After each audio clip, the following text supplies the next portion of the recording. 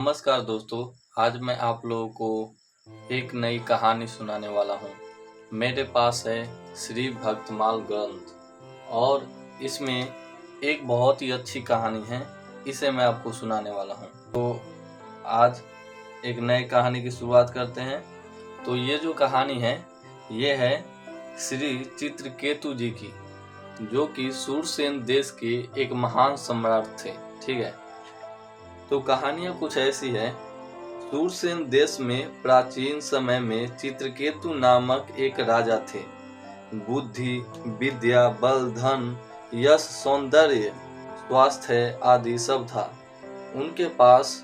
उनमें उदारता, दया, क्षमा, प्रज्वल्य आदि सद्गुण भी पूरे थे। उनके सेवक नम्र और अनुकूल थे। मंत्री नीति निपुण तथा स्वामी भक्त थे। राज्य में भीतर बाहर कोई शत्रु नहीं था। राजा के बहुत सी सुंदरी रानियां थीं। इतना सब होने पर भी राजा चित्रकेतु सदा दुखी रहते थे। उनकी किसी रानी के कोई संतान नहीं थी। वंश नष्ट हो जाएगा, इस चिंता से राजा को ठीक से निद्रा तक नहीं आती थी। एक बार अंगिरा ऋषि भगवत भक्त राजा चित्रकेतु के यहाँ पधारे। महर्षि राजा पर कृपा करके उन्हें तत्व ज्ञान देने आए थे, किंतु उन्होंने देखा कि मोहवश राजा को पुत्र पाने की प्रबल इच्छा है। ऋषि ने सोच लिया कि जब यह पुत्र वियोग से दुखी होगा तभी इसमें वैराग्य होगा और तभी कल्याण के सच्चे मार्ग चलने योग्य होगा। अंततः राजा की प्रार्थना पर ऋषि ने तत्वष्टा देवता का यज्ञ किया और यज्ञ से बचा अन्न देकर यह कह दिया कि इसको तुम किसी रानी को दे देना। महर्षि ने यह भी कहा कि इससे जो पुत्र होगा वह तुम्हें हर्ष शोक दोनों देगा।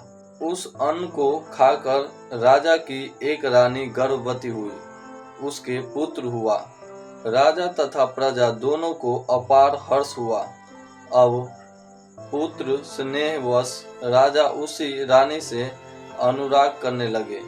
दूसरी रानियों की याद ही अब उन्हें नहीं आती थी। राजा की उपेक्षा से उनकी दूसरी रानियों के मन में सौतिया डाह उत्पन्न हो गया। सबने मिलकर उस नवजात बालक को एक दिन विष दे दिया और बच्चा मर गया। बालक की मृत्यु से मारे शोक के राजा पागल से हो गए। राजा को ऐसी विपत्ति में पड़ा देखकर उसी समय वहां देवर्षि नारद के साथ महर्षि अंगिरा आए। वे राजा को मृत बालक के पास पड़े देख समझाने लगे, राजन, तुम जिसके लिए इतने दुखी हो रहे हो वह तुम्हारा कौन है? इस जन्म से पहले वह तुम्हारा कौन था? अब आगे यह तुम्हारा कौन रहेगा? जैसे रेत के कण जल के प्रवाह से कभी एकत्र हो जाते हैं और फिर अलग हो जाते हैं, वैसे ही काल के द्वारा विवश हुए प्राणी मिलते और अलग होते हैं। यह पिता पुत्र संबंध कल्पित है। ये शरीर न जन्म के पूर्व थे न मृत्यु के पश्चात रहेंगे। अतः तुम इनके लिए शोक मत करो। राजा को इन वचनों से कुछ सांत्वना मिली। उसने पूछा, महात्मन, आप दोनों कौन हैं? मेरे जैसे विषयों में फंसे मूढ़ बुद्धि लोगों को ज्ञान देने के लिए आप जैसे भगवत भक्त सिद्ध महापुरुष निस्वार्थ भाव से पृथ्वी पर विचरा करते हैं। आप दोनों मुझ पर कृपा करें, मुझे ज्ञान देकर इस शोक से बचाएं। महर्षि अंगिरा कहा, राजन, मैं तो तुम्हें पुत्र देने वाला अंगिरा हूँ और मेरे साथ यह ब्रह्मपुत्र देवर्षि नारद जी हैं। तुम ब्रह्मनों के और भगवान के भक्त हो, अतः तुम्हें क्लेश नहीं होना चाहिए। मैं पहले ही तुम्हें ज्ञान देने आया था, पर उस समय तुम्हारा चित्त पुत्र प्राप्ति में लगा था। अब तुमने पुत्र के वियोग का क्लेश देख लिया। इसी प्रकार स्त्री, धन, ऐश्वर्य आदि भी नश्वर हैं। उनका वियोग भी चाहे जब संभव है और ऐसा ही दुखदायी है। ये राज्य, गृह, भूमि, सेवक, मंत्री, परिवार आदि सब शोक, मोह, भय और पीड़ा ही देने वाले हैं। ये स्वप्न के दृश्यों के समान है। इसकी यथार्थ सत्ता नहीं है। अपनी भावना के अनुसार ही ये सुखदायी प्रतीत होते हैं। द्रव्य, ज्ञान और क्रियाएं से बना इस शरीर का अभिमान ही जीव को क्लेश देता है।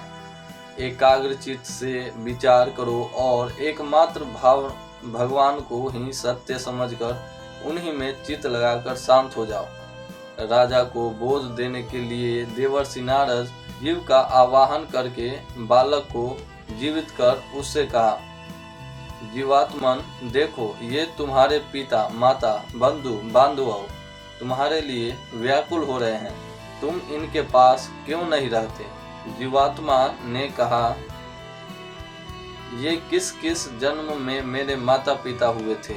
मैं तो अपने कर्मों का फल भोगने के लिए देवता, मनुष्य, पशु, पक्षी आदि योनियों में अनंत काल से जन्म लेता आ रहा हूँ। सभी जीव परस्पर कभी पिता, कभी पुत्र, कभी मित्र, कभी शत्रु, कभी सजातीय, कभी विजातीय, कभी रक्षक, कभी विनाशक, कभी आत्मीय और कभी उदासीन बनते हैं। ये लोग मुझे अपना पुत्र मानकर रोते क्यों हैं? शत्रु मानकर प्रसन्न क्यों नहीं होते? जैसे व्यापारियों के पास वस्तुएं आती हैं और चली जाती हैं। एक पदार्थ आज उनका है, कल उनके शत्रु का है। वैसे ही कर्मवश जीव नाना योनियों में जन्म लेता घूमता है। जितने दिन जिस शरीर का साथ है, उतने दिन ही उसके संबंधी अपने हैं। यह स्त्री, पुत्र, घर आदि का संबंध यथार्थ नहीं है। आत्मा न जन्मता है न मरता है। वह नित्य, अविनाशी, सूक्ष्म, सर्वधार, स्वयं प्रकाश है। वस्तुत भगवान ही अपनी माया से गुणों के द्वारा विश्व में नाना रूपों में व्यक्त हो रहे हैं। आत्मा के लिए न कोई अपना है न पराया, वह एक है और हित अहित करने वाले शत्रु, मित्र आदि नाना बुद्धियों का साक्षी है। साक्षी आत्मा किसी भी संबंध तथा गुण दोष को ग्रहण नहीं करता। आत्मा तो कभी मरता नहीं, वह नित्य है और शरीर नित्य है नहीं। फिर ये लोग क्यों व्यर्थ रो रहे हैं? दोस्तों, आज के लिए चित्रकेतु जी की इतनी ही कथा रहने देते हैं। आगे की कथा मैं आपको कल सुनाऊंगा। आज के लिए इतना ही। आशा करते हैं कि आपको यह कहानी पसंद आई होगी और आधी कहानी हम अगले वीडियो में सुनेंगे। तो जाते जाते जय श्री राम।